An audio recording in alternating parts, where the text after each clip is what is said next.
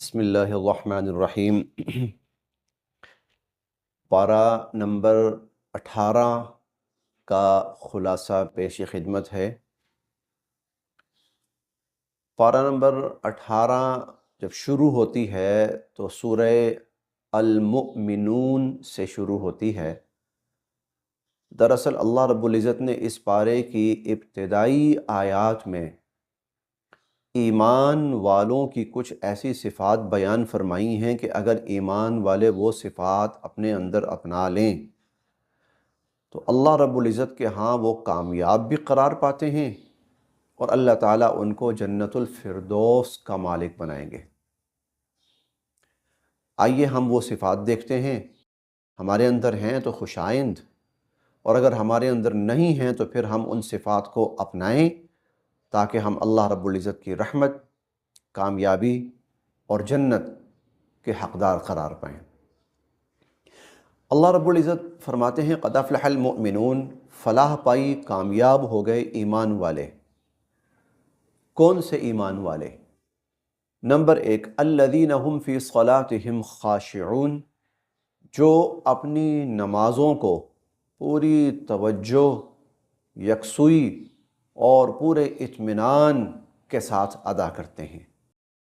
پوری توجہ، پوری یکسوئی اور پورے اطمینان کے ساتھ جو اپنی نمازوں کو ادا کرتے ہیں۔ تو پہلی ہے نماز، الذین هم فی صلاتہم خاشعون۔ دوسری صفت، والذین هم عن اللغو معرضون، وہ ایمان والے کامیاب ہوں گے جو اپنے آپ کو لغو سے بچانے والے ہیں، یعنی ہر ایسا کام جس کا کوئی دنیاوی یا اخروی فائدہ نہیں ہے، لا یعنی فضول کام ہے، اس کے اندر وہ کبھی بھی اپنے آپ کو مصروف نہیں کرتے اور اپنی صلاحیتوں کو کسی لا یعنی اور فضول کام کے اندر خرچ نہیں کرتے۔ حضور علیہ الصلوۃ والسلام اسی آیت کریمہ کی وضاحت کرتے ہوئے فرماتے ہیں کہ من حسن اسلام المرء ترکہ ما لا یعنی، آدمی کے ایمان کی خوبی یہ ہے کہ وہ لا یعنی فضول کام، لغو کام چھوڑ دے، ان کے اندر اپنے آپ کو کسی بھی طور پہ مشغول نہ کرے۔ تو دوسری صفت یہ بیان فرمائی والذین هم عن اللغو معرضون۔ تیسری بیان فرمائی والذین هم للزکاۃ فاعلون، کہ وہ زکوٰۃ ادا کرنے والے ہیں۔ چوتھی صفت یہ بیان فرمائی والذین هم لفروجہم حافظون، اپنی عزت و آبرو کی حفاظت کرنے والے ہیں۔ الا علی ازواجہم، ہاں ایک انسان نکاح کرتا ہے، نکاح کی صورت میں اپنی جائز خواہشات پوری کرتا ہے، اس پر کوئی گناہ نہیں ہے، بلکہ اس پر تو اللہ کی طرف سے اجر ملتا ہے۔ لیکن اگر وہ نکاح سے ہٹ کر ناجائز جگہ پر اپنی خواہش پوری کرتا ہے تو فرمایا کہ یہ کامیاب نہیں ہوگا، یہ تو ناکام ہوگا۔ ہاں، جو اپنی عزت کی حفاظت کرنے والے ہیں۔ والذین هم لفروجہم حافظون الا علی ازواجہم او ما ملکت ایمانہم فانہم غیر ملومین۔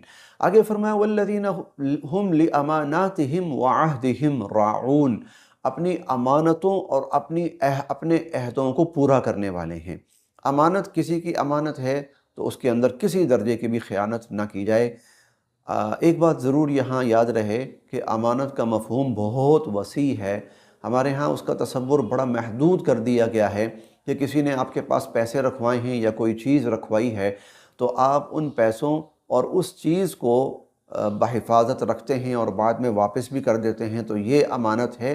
تو بھئی یہ صرف امانت کا ایک چھوٹا سا پہلو ہے، امانت کا مفہوم بہت وسیع ہے، انشاءاللہ کسی موقع پر وہ ضرور تفصیلاً عرض کیا جائے گا۔ اور عہد، ہر وہ بات جو آدمی کسی دوسرے کے ساتھ طے کر لیتا ہے، اللہ تعالیٰ فرماتے ہیں ان کو پورا کرنا ہے، امانتوں کو بھی اور عہدوں کو بھی پورا کرنا ہے۔ والذین هم لاماناتہم وعہدہم راعون، اور آخر میں دوبارہ فرمایا والذین هم علی صلواتہم یحافظون، اور وہ لوگ اپنی نمازوں کی حفاظت کرنے والے ہیں۔ اولئک هم الوارثون الذین یرثون الفردوس، یہ وہ لوگ ہوں گے جن کو اللہ رب العزت جنت الفردوس میں داخل فرمائیں گے۔ اللہ پاک ہمیں ان لوگوں کے اندر شامل فرمائے۔ اس کے بعد سورہ شروع ہوتی ہے سورہ النور۔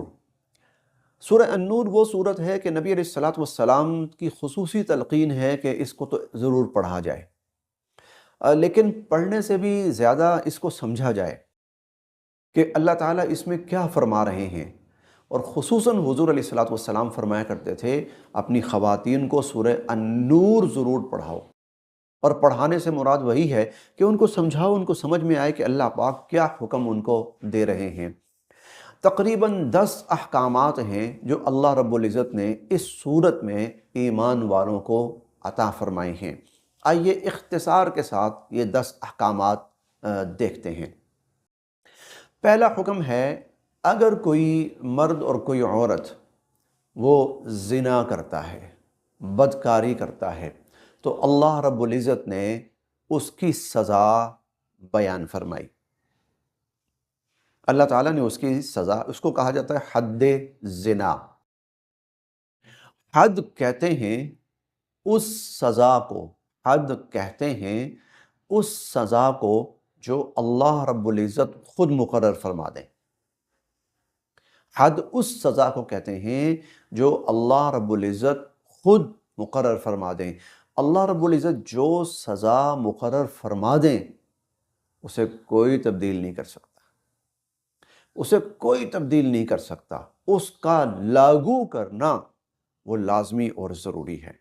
اس کا اندازہ اس بات سے لگائیں، نبی علیہ الصلوۃ والسلام نے ایک موقع پر صحابہ کرام سے فرمایا، اگر کسی سے کوئی غلطی ہو جائے تو کوشش کرو کہ اس پہ پردہ ڈال دو، اللہ سے معافی مانگو، اللہ تعالیٰ معاف فرما دیں۔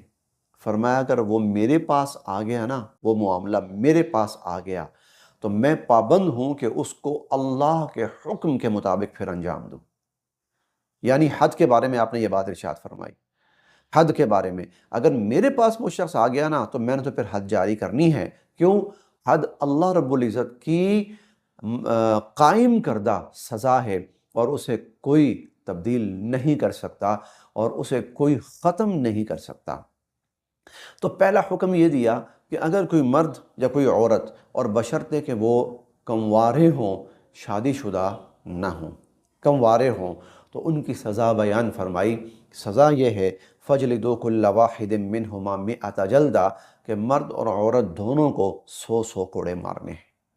مرد اور عورت دونوں کو 100 کوڑے مارنے ہیں، کنوارہ ہو، زنا کا مرتکب ہو، اور گواہوں سے اس کا گناہ ثابت ہو جائے، کم از کم 4 گواہ، 4 گواہوں سے اس کا گناہ ثابت ہو جائے تو پھر اس پر سزا لاگو کرنی ہے۔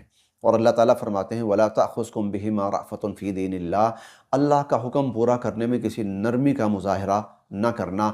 اور یہ بھی فرمایا کہ وَلْيَشْهَدْ عَذَابَهُمَا طَائِفَةٌ مِّنَ الْمُؤْمِنِينَ، کہ ایمان والوں کی ایک بڑی تعداد اپنی آنکھوں سے اس سزا کا مشاہدہ کرے تاکہ لوگ پھر اس جرم اور اس گناہ اور اس برائی سے بچنے والے بنیں۔ تو پہلا حکم وہ زنا کی سزا کا ہے، حد زنا۔ دوسرا حکم ہے حد قذف۔ حد قذف کا مطلب کیا ہے؟ اگر کوئی کسی کے اوپر جھوٹی تہمت لگا دیتا ہے، زنا کی، بدکاری کی، یعنی اس کی عزت کے اوپر جھوٹا الزام لگاتا ہے، اس شخص نے بدکاری کی ہے، حالانکہ اس نے بدکاری نہیں کی، لیکن کوئی جھوٹا الزام لگا دیتا ہے۔ ایک مسلمان کی عزت کو داغدار کرنا اللہ رب العزت کے ہاں اس قدر غلط اور ناقابل برداشت اور ناقابل قبول عمل ہے کہ اللہ رب العزت نے اس کی بھی سزا بیان فرمائی اور اس کی بھی حد نازل فرمائی۔ والذین یرمون المحصنات ثم لم یأتوا بأربعۃ شہداء فاجلدوہم 80 جلدہ۔ پہلی سزا یہ ہے کہ 80 کوڑے مارو۔ کسی مسلمان کی عزت پر تم نے زبان کیوں کھولی ہے؟ 80 کوڑے مارو۔ اور ولا تقبلوا لهم شہادۃ ابدا، اور آئندہ کبھی یہ شخص اس قابل رہا ہی نہیں ہے کہ اس کی گواہی قبول کی جائے۔ اسلامی معاشرے کے اندر اب یہ شخص مردود الشہادہ ہو چکا ہے، اس کی گواہی قبول نہیں کی جا سکتی۔ یہ اللہ تعالیٰ نے دوسرا حکم نازل فرمایا۔ تیسرا حکم وہ لعان ہے۔ لعان کا مطلب کیا ہے؟ دیکھیں، اگر کسی شخص نے کسی کو زنا کرتے ہوئے دیکھا ہے تو اسے چاہیے کہ وہ کم سے کم 4 گواہوں سے اس چیز کو ثابت کرے۔ لیکن ایک معاملہ ہے میاں بیوی کا۔ اگر میاں بیوی ایک دوسرے کو دیکھتے ہیں اور خاوند اپنی بیوی کو دیکھتا ہے اس برائی کے اندر مبتلا۔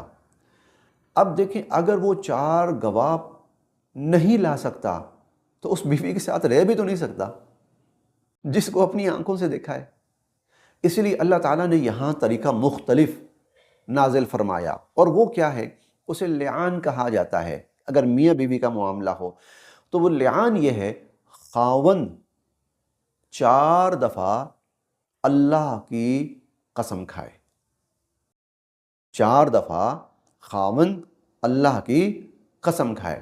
والذین یرمون ازواجہم، جو اپنی بیوی پر ایسا کوئی الزام لگائے یا ایسی کوئی بات کرے اور اس کے پاس گواہ نہیں ہے، ولم یکن لہم شہداء الا انفسہم، خود فشہادۃ احدہم 4 شہادات باللہ، وہ 4 دفعہ اللہ کی قسم کھائے اور اللہ کی قسم کھا کر کہے کہ میں جو بات کہہ رہا ہوں میں سچا ہوں۔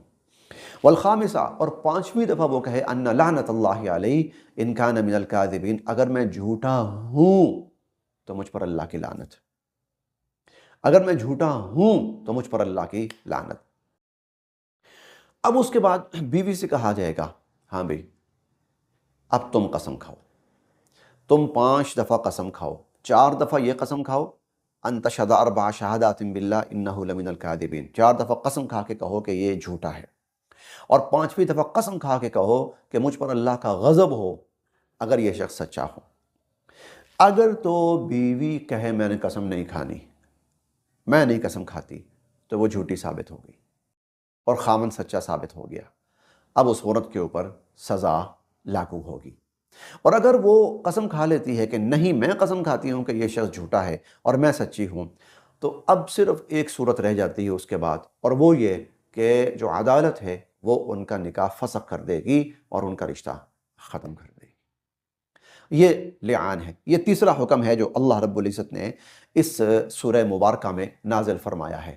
اور آپ دیکھیے اس سب کا مقصد سب کی عزت کو محفوظ کرنا ہے، کوئی کسی کے ساتھ بدکاری میں مبتلا نہ ہو، کوئی کسی کے اوپر بدکاری کا الزام نہ لگائے، جھوٹا الزام نہ لگائے، کوئی خاوند اور بیوی آپس میں ایسی کسی غلطی کے مرتکب نہ ہو، معاشرہ پرامن ہو، پاک دامن ہو، پاکیزہ ہو۔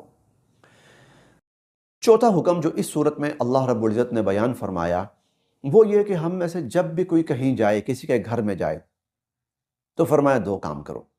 لا تدخلوا بیوتا غیر بیوتکم حتی تستأنسوا وتسلموا علی اہلہا، ایک اجازت لو، اور دوسرا جب داخل ہو تو سلام کر کے داخل ہو۔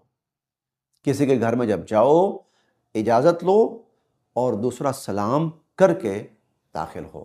پھر ان دونوں کے بارے میں حضور علیہ السلام نے یہ بھی فرمایا کہ اگر تمہیں یہ کہا جائے وَإِن قِيلَ لَكُمْ، بلکہ یہ تو قرآن کی آیت ہے، وَإِن قِيلَ لَكُمْ ارْجِعُوا فَارْجِعُوا، اگر یہ کہا جائے کہ بھائی اس وقت گھر میں کوئی مرد نہیں ہے تو آپ براہ مہربانی بعد میں تشریف لے آئیے گا، فَارْجِعُوا، جاؤ واپس چلے جاؤ، کوئی اس میں قباحت اور حرج والی بات نہیں ہے۔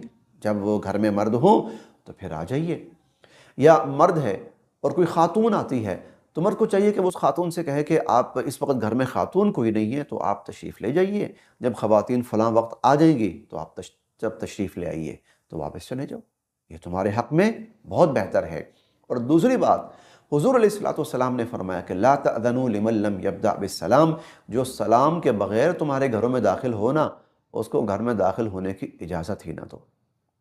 یہ چوتھا حکم ہو گیا۔ 5واں حکم مردوں اور عورتوں کے لیے یکساں حکم، قل للمؤمنین یغضوا من ابصارہم وقل للمؤمنات یغضضن من ابصارہن، مردوں کے سامنے اگر کوئی نامحرم خاتون آ جائے تو مرد کو حکم یہ دیا اپنی نظر جھکا لو، اور خاتون کے سامنے کوئی نامحرم مرد آ جائے تو خاتون سے یہ کہا کہ وہ اپنی نظر جھکا لے، نظر جھکا لے، الگ ہو جائے، پردے میں ہو جائے۔ آپ اس کا اندازہ اس بات سے لگائیں، حضور علیہ السلام کی ازواج مطہرات، امت کی مائیں، کائنات کی پاکیزہ ترین ہستیاں، وہ حضور علیہ السلام کے پاس تشریف فرما ہیں۔ صحابی ہیں حضرت عبداللہ ابن ام مکتوم رضی اللہ تعالیٰ عنہ، نابینا صحابی ہیں، اکثر حضور علیہ السلام کے گھر تشریف لاتے تھے۔ حضور علیہ السلام نے کچھ ذمہ داریاں ان کے سپرد کر رکھی تھیں تو اس حوالے سے بات چیت کرنے کے لیے کوئی مشورہ، کوئی رائے، کوئی اجازت، وہ اکثر تشریف لاتے تھے۔ حضرت عبداللہ ابن ام مکتوم رضی اللہ عنہ نے دروازہ کھٹکھٹایا، سلام کیا، کہا اللہ کے نبی میں حاضر ہونا چاہتا ہوں، اجازت ہے؟ آپ نے ازواج مطہرات سے فرمایا کہ تم اندر چلی جاؤ۔ عبداللہ ابن ام مکتوم آ رہے ہیں تو ازواج مطہرات کہنے لگیں اللہ کے نبی وہ تو نابینا ہیں، وہ تو ہمیں دیکھ ہی نہیں پائیں گے، تو پھر کیا حرج ہے اگر ہم یہیں بیٹھی رہیں؟ حضور علیہ الصلوۃ والسلام کا فرمان سنیے، آپ نے فرمایا افا عمیاوانی انتما الستما تبصرانی، تم بھی اندھی ہو، کیا تم اس کو نہیں دیکھو گی؟ اس کا مطلب کیا ہے؟ نہ مرد کے لیے یہ جائز ہے کہ وہ نامحرم خواتین کو دیکھے بلا ضرورت، اور نہ خواتین کو یہ اجازت یہ ہے کہ وہ مرد کو دیکھیں۔ قل للمؤمنین یغضوا من ابصارہم وقل للمؤمنات یغضضن من ابصارہن، مردوں کے سامنے عورتیں آئیں نگاہ جھکا لیں، عورتوں کے سامنے مرد آئیں نگاہ جھکا لیں۔ آگے اللہ تعالیٰ فرماتے ہیں وَيَحْفَظْنَ فُرُوجَهُنَّ وَيَحْفَظُوا فُرُوجَهُمْ اور وَيَحْفَظْنَ فُرُوجَهُنَّ، اپنی نگاہ کی حفاظت کرنا سیکھو، تمہاری عزت محفوظ ہو جائے گی۔ یہ 5 حکم ہو گئے۔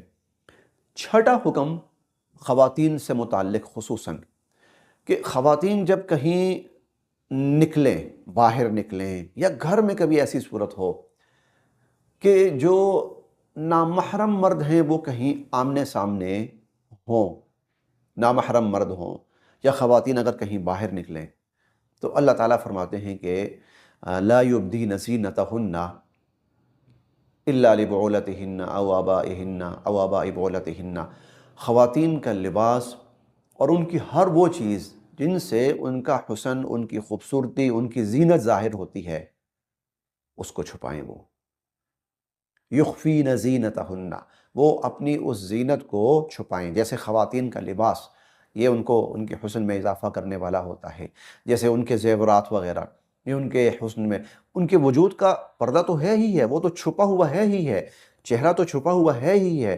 اس کے علاوہ اللہ تعالیٰ فرماتے ہیں ہر وہ چیز جو عورت کے حسن اور خوبصورتی کو ظاہر کرے اس کو بھی عورت چھپائے۔ یہ چھٹا حکم ہے۔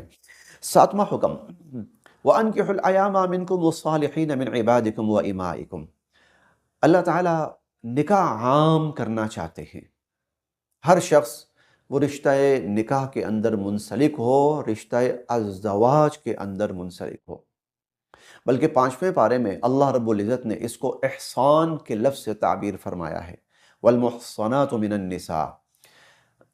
احسان کا مطلب ہوتا ہے کسی قلعے کے اندر بند ہو کر اپنے آپ کو محفوظ کر لینا، کسی قلعے کے اندر بند ہو کر اپنے آپ کو محفوظ کر لینا۔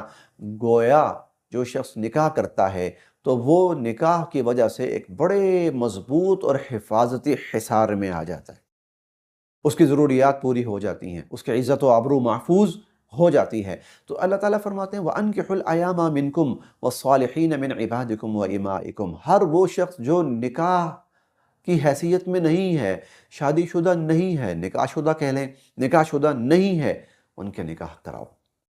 عمر ہو گئی ہے، نکاح ہو سکتا ہے، اور نکاح کر کے وہ ازدواجی زندگی گزار سکتے ہیں، نکاح کرو۔ بلکہ یہاں تک فرمایا کہ تمہارے اگر غلام ہیں، ماتحت ہیں، ان میں سے اگر کوئی اس پوزیشن کو پہنچ گیا ہے اور وہ خود نکاح نہیں کر پا رہا تو تم ان کے نکاح کرو۔ وَالصَّالِحِينَ مِنْ عِبَادِكُمْ وَإِمَائِكُمْ، مرد ہوں یا عورتیں ہوں ان کے نکاح کراؤ۔ فرمایا یکون فقراء، اگر وہ غریب بھی ہوئے، فقیر اور محتاج بھی ہوئے، یغنیہم اللہ من فضلی، اللہ ان کو اپنے فضل سے بے نیاز کر دیں گے۔ یہ 7واں حکم تھا۔ 8واں حکم وَلْيَسْتَعْفِفِ الَّذِينَ لَا يَجِدُونَ نِكَاحًا، اللہ تعالیٰ فرماتے ہیں کہ جو لوگ کسی وجہ سے بھی نکاح کی وسعت نہیں رکھ پا رہے، نکاح نہیں کر پا رہے، ان کا نکاح نہیں ہو پا رہا، تو اس کا مطلب یہ نہیں کہ وہ جو مرضی کریں، بلکہ وہ اپنے آپ کو پاک دامن رکھیں، وہ اپنی عزت کی حفاظت کریں۔ وَلْيَسْتَعْفِفِ الَّذِينَ لَا يَجِدُونَ نِكَاحًا حَتَّى يُغْنِيَهُمُ اللَّهُ مِنْ فَضْلِهِ، جب تک اللہ پاک ان کے لیے کوئی نکاح کے اسباب اور نکاح کی صورت پیدا نہیں فرما دیتے، وہ اپنی عزت اور آبرو کی، اپنی آنکھوں کی، اپنے ایمانوں کی حفاظت کریں۔